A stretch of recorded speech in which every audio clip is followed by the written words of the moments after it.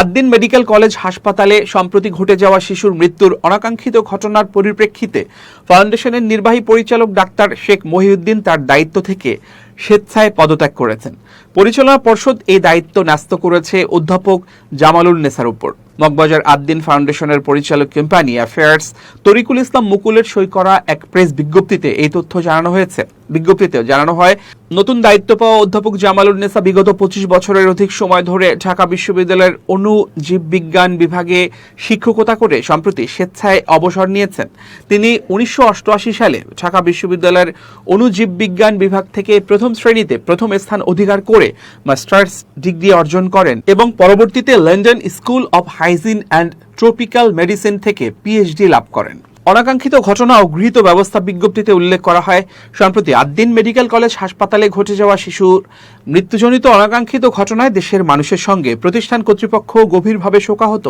এরই মধ্যে প্রাথমিক তদন্তের ভিত্তিতে দায়িত্বে অবহেলার অভিযোগে সংশ্লিষ্ট কর্মীদের বিরুদ্ধে ব্যবস্থা গ্রহণ করা হয়েছে। এছাড়া তদারকি ব্যবস্থা জোরদার এবং প্রোটোকল পুনর্মূল্যায়নের উদ্যোগ নেওয়া হয়েছে।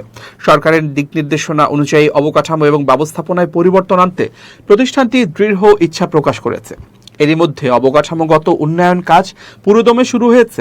আলো বাতাস চলাচল তথা অক্সিজেনের উপস্থিতি সুগম করার জন্য 3 জন ইন্ডিপেন্ডেন্ট কনসালটেন্টের নেতৃত্বে প্রয়োজনীয় পরিবর্তন ও পরিমার্জনের কাজ চলমান রয়েছে।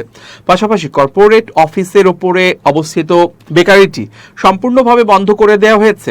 অলাভজনক প্রতিষ্ঠান আদ্দিন ফাউন্ডেশন 1980 সাল থেকে সমাজের দরিদ্র ও সুবিধা বঞ্চিত মানুষের জন্য স্বাস্থ্যসেবা, চিকিৎসা, শিক্ষা, সাধারণ শিক্ষা, প্রশিক্ষণ ও আয় বৃদ্ধিমূলক প্রকল্প নিয়ে কাজ করে যাচ্ছে।